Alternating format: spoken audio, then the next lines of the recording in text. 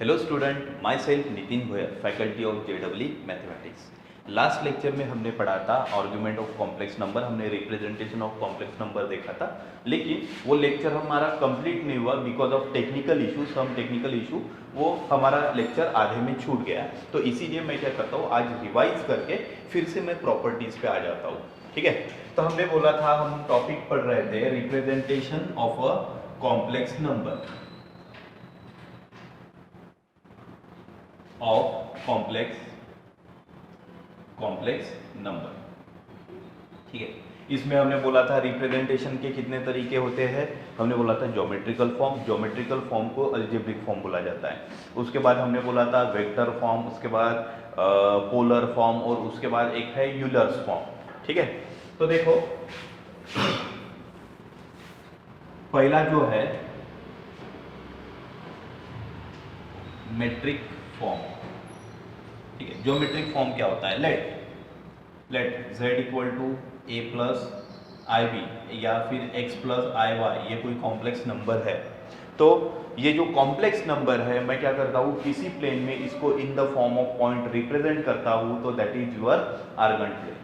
यानी Argand plane कौन सा प्लेन होता है, जहाँ पे होरिजेंटल एक्सिस जो होता है, ये क्या होता है, रियल एक्सिस होता है, और ये वर्टिकल एक्सिस जो होता है, ये होता है इमेजिनरी एक्सिस। यहाँ पे रियल एक्सिस पे कॉम्प्लेक्स नंबर का रियल पार्ट लाई करता है, इमेजिनरी एक्सिस पे कॉम्प्लेक्स नंबर का इमेजिनरी पार्ट क्या करता है, लाई करता है। और हर एक कॉम्प्लेक्स नंबर आपके आर्गन प्लेन में क्या रिप्रेजेंट करता है, पॉइंट रिप्रेजेंट करता है। यानी अगर ये कॉम्प्लेक्स नंबर है और ये यहाँ पे है, तो ये जो पॉइंट है क्या रिप्रेजेंट कर रहा है, ये पॉइंट जो P है, ये क्या रिप्रेजेंट कर रहा, x कॉम्प्लेक्स नंबर रिप्रेजेंट कर रहा है x प्लस आई वाई। ठीक है, और इसको लिखने का तरीका x comma y, where x is a real part और y is a imaginary part, just like your Cartesian coordinate system. ठीक है, और ये जो again that is your origin. ठीक है, तो ये जो OP है, ये क्या करता है, पॉजिटिव रियल एक्सिस के साथ कुछ ना कुछ एंगल सेंस बनाता है, सेंस ऑफ एंगल होता है। तो जो सेंस ऑफ एंगल है that is called your argument, उसको क्या बोला जाता है, आर्ग्यूमेंट। तो यहाँ पे ये जो होता है आर्ग्यूमेंट ऑफ कॉम्प्लेक्स नंबर। ठीक है, आर्ग्यूमेंट ऑफ कॉम्प्लेक्स नंबर, जिसको मैं किससे डिनोट करता हूँ, थीटा से डिनोट करता हूँ। तो argument of complex number is denoted by हम जनरली उसको थीटा बोलते हैं। ठीक है, क्योंकि वो एंगल होता है, और कॉम्प्लेक्स नंबर के फॉर्म में है, तो उसको ये जो थीटा है इसको लिखा जाता है ARG ऑफ Z, इससे डिनोट किया जाता है। इससे ये क्या किया जाता है, डिनोट किया जाता है। आपका आर्गुमेंट ऑफ Z है, हर एक क्वाड्रेंट में जहां पे तुम्हारा कॉम्प्लेक्स नंबर लाई करता है, उसके अकॉर्डिंग वो क्या करता है, वेरी करता है। फर्स्ट क्वाड्रेंट में अगर है तो आपका जो आर्गुमेंट ऑफ Z क्या होता है, अल्फा होता है। अगर वो जो एक्यूट एंगल जो बनाता है ये है ना, वही क्या होता है, आपका आर्गुमेंट ऑफ Z। अगर सेकंड क्वाड्रेंट में है तो आपका आर्गुमेंट क्या होता है, पाई माइनस अल्फा होता है। ठीक है, थर्ड क्वाड्रेंट में है तो वो आपका आर्गुमेंट क्या होता है, minus of pi minus alpha होता है। और आपके फोर्थ क्वाड्रेंट में अगर आपका कॉम्प्लेक्स नंबर लाई करता है, तो वहां पे आपका आर्गुमेंट क्या होता है, माइनस ऑफ अल्फा होता है। ठीक है, वो अल्फा जो है, एक्यूट एंगल अल्फा है, वो फॉर्मूला है, जो अल्फा निकालने का फॉर्मूला हमने पढ़ा था, tan inverse of mod of y upon x। ठीक है, अच्छा, जहां पे ये जो अल्फा है, अल्फा निकालने का फॉर्मूला क्या है, alpha equal to tan inverse of mod of y upon x। ठीक है, और यहाँ पे मॉड लगाया है, इसका मतलब ये जो अल्फा एंगल रहेगा हमेशा ये एक्यूट एंगल रहेगा। ये क्या रहेगा, एक्यूट एंगल। ठीक है, तो ये है अल्फा निकालने का फॉर्मूला। फर्स्ट क्वाड्रेंट में अगर है तो हमने पढ़ा था computation of complex argument of complex number, हमने लास्ट लेक्चर में देखा था। मैं डायरेक्ट यहाँ पे लिख देता हूँ। यहाँ पे हमने देखा था कि अगर फर्स्ट क्वाड्रेंट में है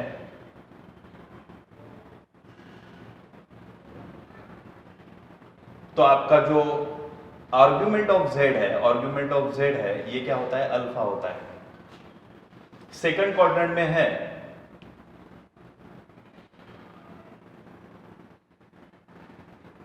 आपका जो आर्ग्यूमेंट ऑफ कॉम्प्लेक्स नंबर होता है, argument of complex number Z होता है, ये क्या होता है, पाई माइनस अल्फा होता है, ठीक है। और थर्ड क्वाड्रेंट में है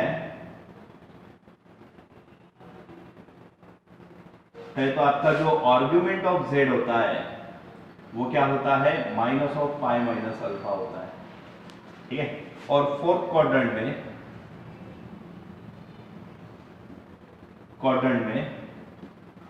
आपका जो आर्ग्यूमेंट ऑफ जेड है ये क्या होता है, माइनस ऑफ अल्फा होता है, ठीक है।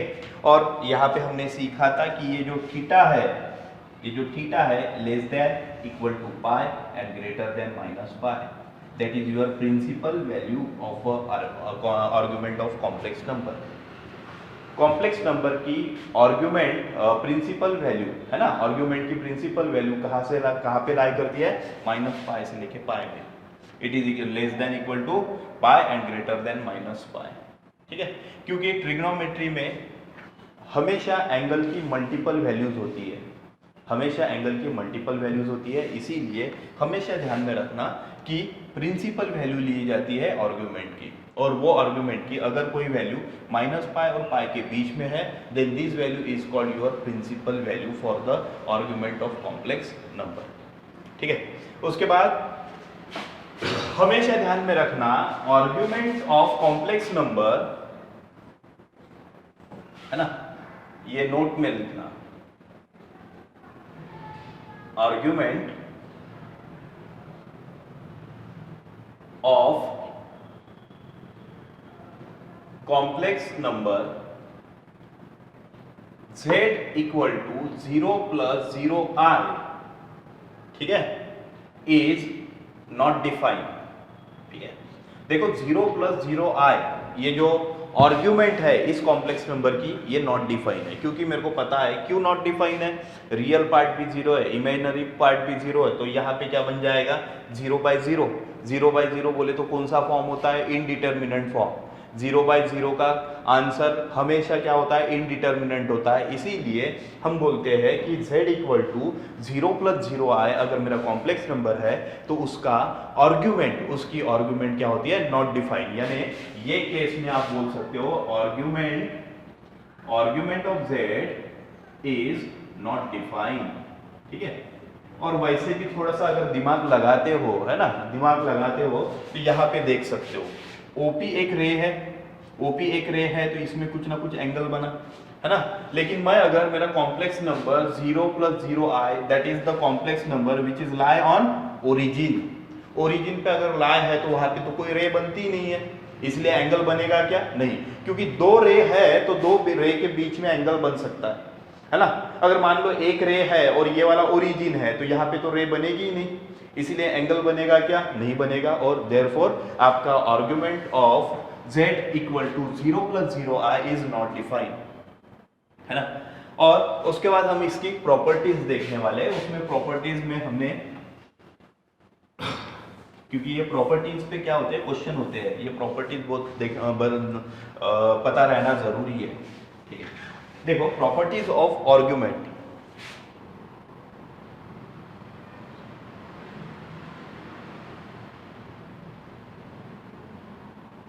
ऑफ कॉम्प्लेक्स नंबर, ठीक है।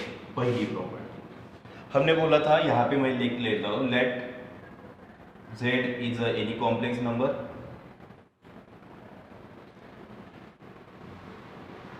उसके बाद मैं बोलता हूं कि z1 is a complex number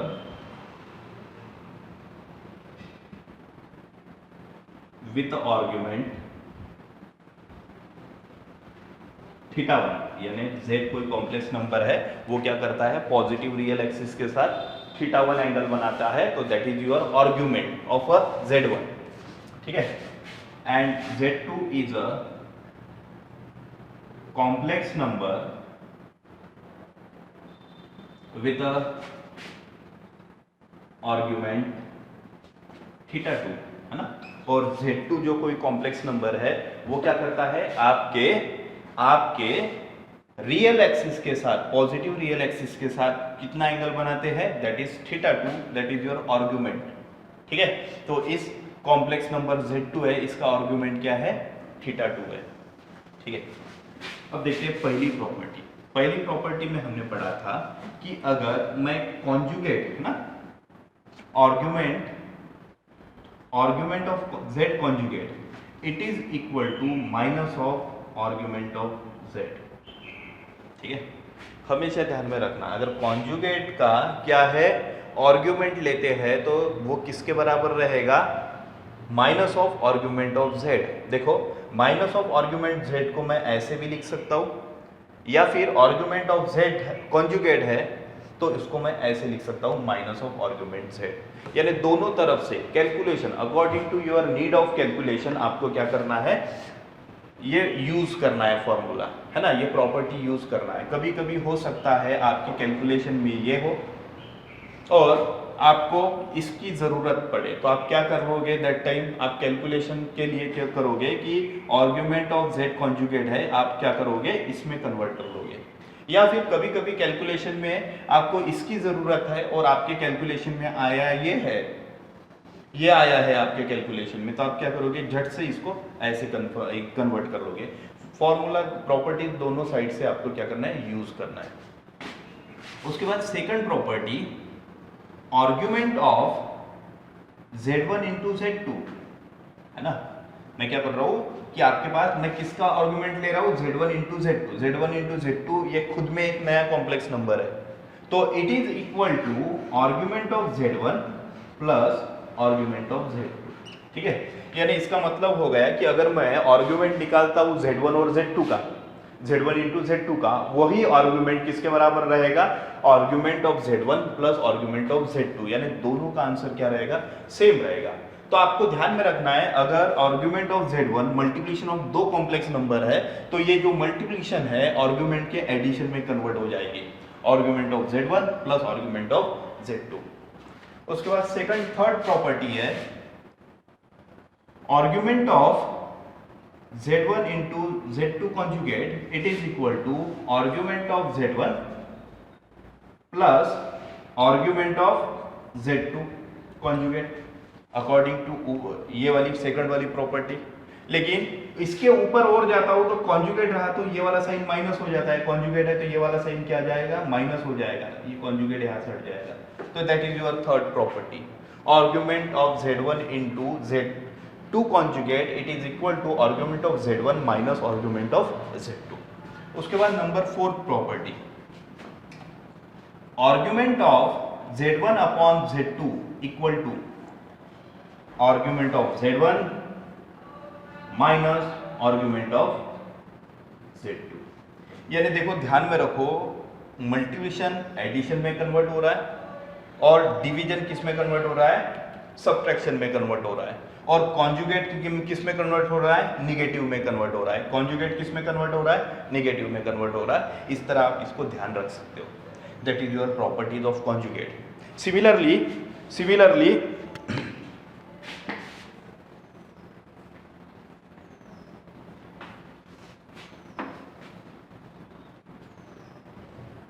number fifth property. ठीक है, अब ये वाली प्रॉपर्टी हमने मॉड्यूलस में भी पढ़ी थी, लेकिन हम क्या पढ़ने वाले हैं कि जो हमने मॉड्यूलस में पढ़ी है वही प्रॉपर्टी बाय यूजिंग कॉन्जुगेट पढ़ने वाले, आर्गुमेंट्स पढ़ने वाले हैं। ठीक है, जैसे कि हमने पढ़ा था mod of Z1 plus Z2 का होल स्क्वायर करता हूं तो it is equal to mod of Z1 square plus mod of Z2 square plus 2 times of real part of Z1 into Z2 conjugate. ठीक है, that is according to your modulus. But आपको पता है कि Z1 जो है इसका argument कितना है, आर्गुमेंट ऑफ Z कितना है, Z1 कितना है, θ1 है, और Z2 जो है इसका आर्गुमेंट ऑफ Z2 इज अ θ2। ठीक है, ये आपको पता है, यहाँ पे ये Z1 का ये है और ये है आपके Z2 का। तो मैं क्या कर लेता हूँ, θ1 और θ2 को यूज करके ये प्रॉपर्टी बनाता हूँ।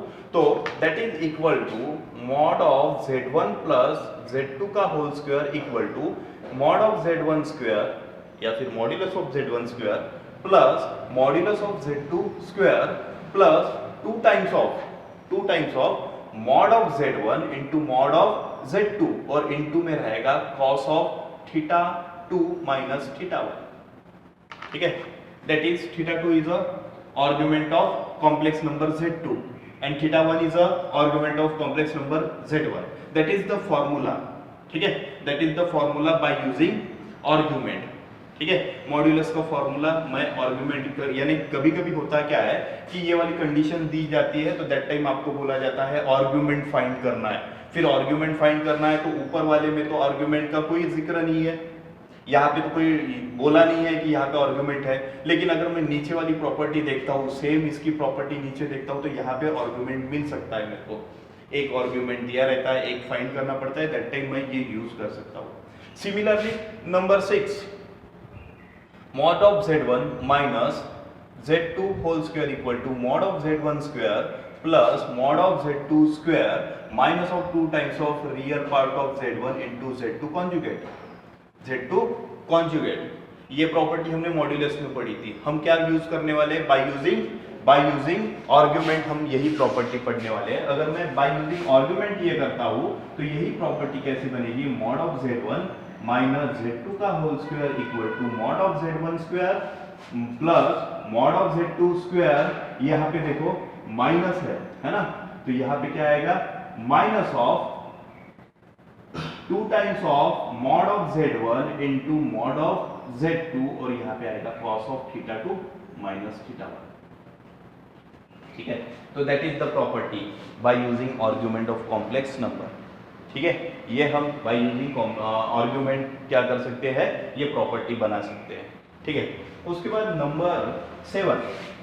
अच्छा, नंबर 7 कहता है कि अगर मान लो अगर z1 प्लस z2 का modulus it is equal to mod of z1 minus z2, है ना, क्या बोल रहा हूं मैं, modulus of z1 plus z2 का मॉड्यूलस और या फिर z1 माइनस z2 का मॉड्यूलस अगर दोनों का सेम है तो ये डबल इंप्लाइज कर रहा है। यानी डबल इंप्लाइज बोले तो ये होगा तो ये होगा, ये है तो ये होगा, है ना। तो ये डबल इंप्लाइज कर रहा है कि आपका argument of z1 minus argument of z2 equal to pi by 2 होता है। ठीक है, यानी आप बोल सकते हो अगर argument of z1 minus argument of z2 equal to pi by 2 है तो डेफिनेटली क्या कंक्लूजन निकलेगा, modulus of z1 plus z2 equal to modulus of z1 minus z2, ये कंक्लूजन निकलेगा। या फिर आप बोल सकते हो कि अगर modulus of z1 plus z2 है it is equal to modulus of z1 minus z2, तो क्या कंक्लूजन निकलेगा, definitely argument of z1 minus argument of z2 क्या रहेगा, पाई बाय 2 के बराबर रहेगा। उसके बाद नंबर 8, अगर तुम्हारा modulus of z1 plus z2 it is equal to mod of z1 plus mod of z2 है तो ये डबल इंप्लाइज करेगा, क्या डबल इंप्लाइज करेगा कि argument of z1 equal to argument of z2 है। ठीक है, तो हमेशा ध्यान में रखना अगर modulus of z1 plus z2 it is equal to mod of z1 plus mod of z2, है ना, तो ये इंप्लाइज करेगा। अगर ऐसा है तो आप बोलोगे कि आर्गुमेंट ऑफ z1 और equal to argument of z2, या फिर argument of z1 equal to argument of z2 है तो दैट टाइम तुम्हारे दिमाग में क्या आने को होना कि modulus of z1 plus z2 किसके बराबर है, mod of z1 plus mod of z2 के बराबर है। उसके बाद नंबर 9 कहता है कि अगर mod of z1 plus z2 का whole square it is equal to mod of z1 square plus mod of z2 square है तो ये डबल इंप्लाइज करेगा कि आपका z1 upon z2 is a purely real ठीक है, ये क्या रहेगा, प्योरली रियल रहेगा। यानी अगर Z1/Z2 is a purely real तो आप बोल सकते हो कि उसके Z1 + Z2 मॉड का स्क्वायर किसके बराबर रहेगा, mod of Z1 square plus mod of Z2 square. दोनों साइड में यूज करना है, ये है तो ये होगा, ये है तो ये होगा। That is your properties of argument, that is your properties of argument. And इस पे आपके क्वेश्चन होते हैं, इस पे आपके क्वेश्चंस होते हैं जब ट्रिग्नोमेट्री मिक्स वाले क्वेश्चन जो होते हैं, बाय यूजिंग दिस प्रॉपर्टी हमको सॉल्व करना है। That is your argument of a complex number and its properties. हमेशा ध्यान में रखना कि आपका जो कॉम्प्लेक्स नंबर है आर्गन प्लेन में एक पॉइंट को रिप्रेजेंट करता है, ठीक है। वो जो पॉइंट रिप्रेजेंट करते हैं हम वहां पे आर्गन प्लेन में, this is your Argand diagram. Argand diagram उसको क्या बोला जाता है, आर्गन डायग्राम बोला जाता है। और उसके बाद हर एक कॉम्प्लेक्स नंबर क्या करता है, ओरिजिन से मैं उसको कनेक्ट करता हूं उस पॉइंट को, तो एक रे बनती है, या जैसे यहाँ पे हमारी ओपी रे बनी थी। वो जो ओपी रे है वो क्या करती है, पॉजिटिव रियल एक्सिस के साथ कुछ ना कुछ एंगल बनाती है। This angle is called your argument of this complex number. और उस आर्ग्यूमेंट की value according to your quadrant क्या होती है, वेरी करती है। फर्स्ट क्वाड्रेंट में है तो अल्फा रहेगा, और अल्फा कैसे कैलकुलेट किया जाता है, tan inverse of y upon x, यानी tan inverse of imaginary part upon real part. That is the formula for the acute angle calculation, that is alpha. First quadrant में argument क्या होता है, जो एक्यूट एंगल होता है alpha, वही आपकी आर्ग्यूमेंट होती है। सेकंड क्वाड्रेंट में क्या होता है, पाई माइनस अल्फा होता है। थर्ड क्वाड्रेंट में क्या होता है, minus of pi minus alpha होता है। और फोर्थ क्वाड्रेंट में क्या होता है, माइनस अल्फा होता है। That is all about your argument of complex number and representation of complex number, ठीक है। और नेक्स्ट टॉपिक हम नेक्स्ट लेक्चर में देखते हैं। Thank you very much.